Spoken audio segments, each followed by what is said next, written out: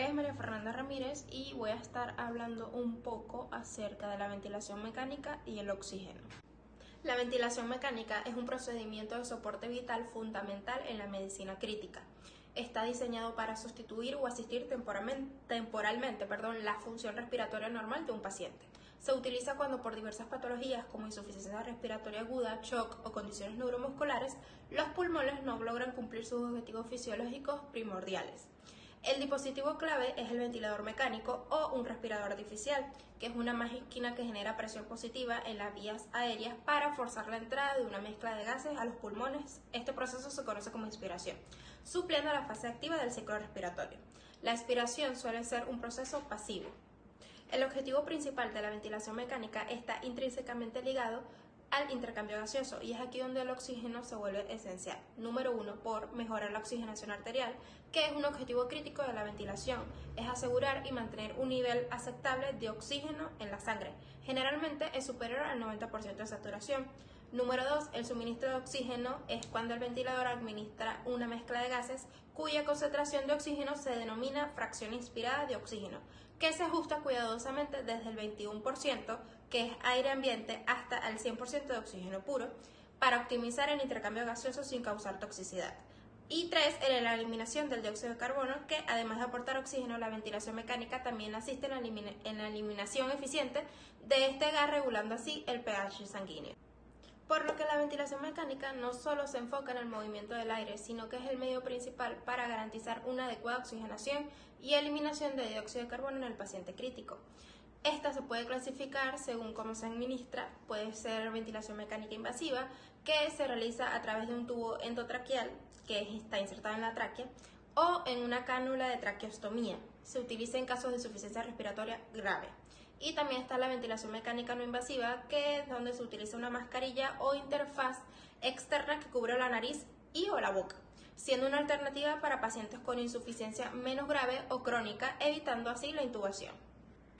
En resumen, puedo decir que la ventilación mecánica y el oxígeno son componentes que están interconectados en el soporte de la respiración. La ventilación utiliza un aparato para asistir o reemplazar la respiración, mientras que el oxígeno es un gas vital que se administra junto con ella para asegurar que los pulmones reciban suficiente para sus funciones primordiales. Mi nombre es Isabela Medina y les estaré hablando acerca del oxígeno. Al considerarlo, se hace referencia al elemento químico de símbolo O, y este está caracterizado por ser un gas inodoro, incoloro e insípido en su fórmula molecular O2, y es esencial para la vida en la Tierra. Es importante destacar que este cumple múltiples funciones.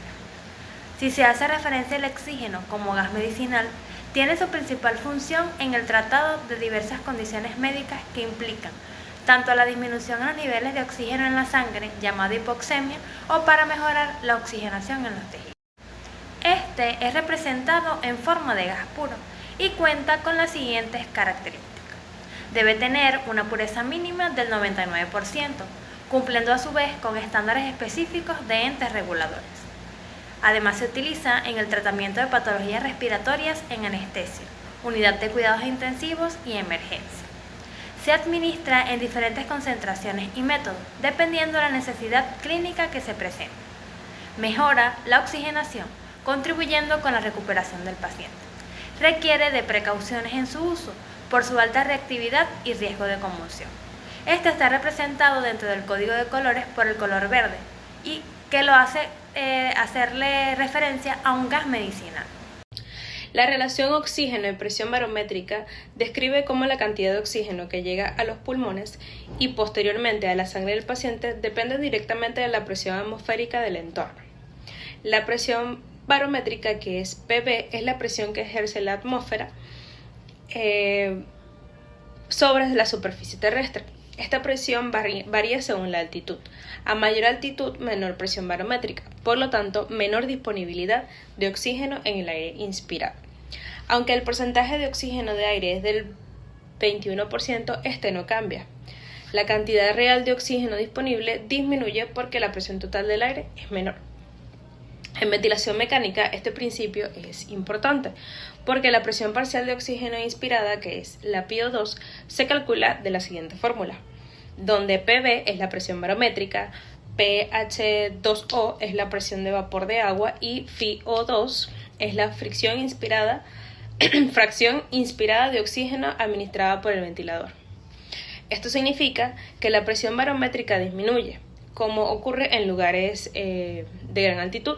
La PiO2 también disminuye y por ende la oxigenación arterial del paciente será menor. Incluso si el ventilador está administrando la misma fracción de oxígeno, en estos casos el personal de salud debe ajustar los parámetros del ventilador, como aumentar la FiO2, la presión inspiratoria o la PIT, para compensar la reducción y mantener niveles adecuados de oxigenación. Por el contrario, en entornos donde la presión barométrica es más alta, como en cámaras hiperbariátricas, la cantidad de oxígeno disponible aumenta, mejorando la oxigenación tisular.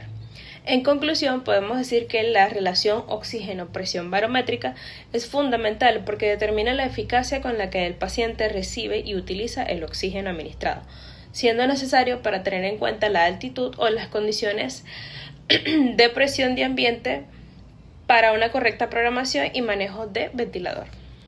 En cuanto a lo que es la curva de disociación de la hemoglobina, esta no es más que una representación gráfica en donde se va a poder evidenciar la proporción que tiene la hemoglobina en su forma saturada, es decir, cuando ella está más cargada de oxígeno en su eje vertical, frente a la tensión de oxígeno predominante en su eje horizontal.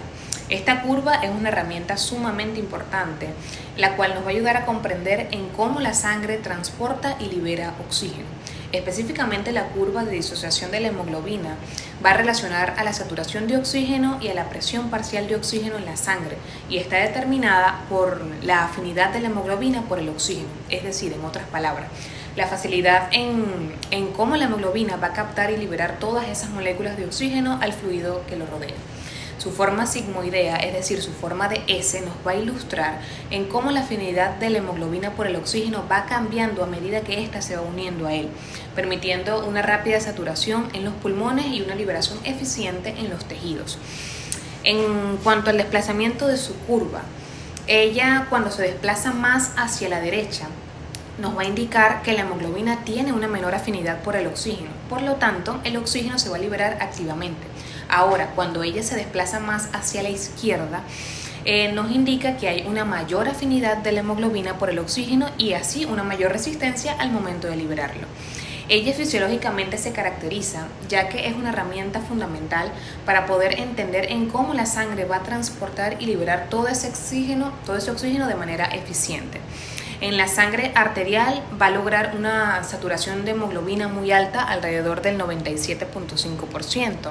En la sangre venosa, la hemoglobina tiene una saturación de aproximadamente el 75% y esta diferencia nos ayuda a permitir que el oxígeno se libere en los tejidos donde la presión parcial de oxígeno es más baja y se necesita así para la respiración celular.